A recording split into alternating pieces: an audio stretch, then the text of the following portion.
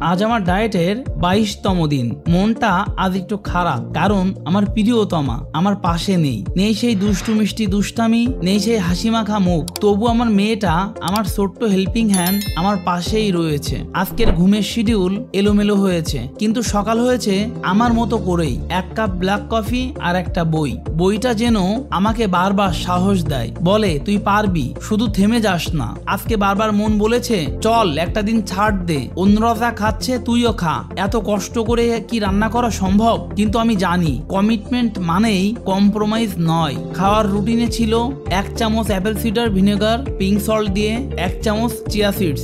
আজ আমার প্লেটে যে খাবারগুলো দেখছো সবকিছু আমার নিজের হাতে রান্না করা, শুধু নিজের জন্য নয়, পুরা পরিবারের জন্য। প্লেটের আইটেম ছিল পুঁইশাক ও কচুর মুখী বা বই দিয়ে রান্না, সাথে ছিল মাছ, ক্যাপসিকাম ও পেঁপে গরুর মাংস দিয়ে রান্না। খাওয়ার পরে ছিল কাজু ও কাঠবাদাম। নিজের রান্না এমন মজা হয়েছে বোঝানো সম্ভব না এভাবে বলে। এটা শুধু খাবার না, এটা নিজের প্রতি নিজের ভালোবাসা। আজ আমি মাল্টিভিটামিন নেইনি, আগামীকাল ডোজ নিব, কিন্তু আজকে সিভিট একটা নিয়েছি। আমাকে বুঝে খেতে হবে, নিয়ম ধরে রাখতে হবে। ইচ্ছা থাকলে উপায় হয়। জীবনে অসংখ্য বাহানা থাকে, সময় নেই, মানুষ পাশে নেই, রাধার লোক নেই, এটা কি নিজে করা যায়, এটা আমার জন্য কঠিন, এটা সে করে দেয়নি, ওটা সে করে দেয়নি, যত রকম অজুহাত। ব্যস্ত ছিলাম, সময় পাই না। তবে একটা কথাই সত্যি, যদি লক্ষ্য থাকে অটুট, মনোবল থাকে অটুট, তাহলে কোনো কিছুতেই তুমি আটকাবে না। রাধো তুমি, খাও তুমি, জিতো তুমি। তুমি অন্যদের মতো না,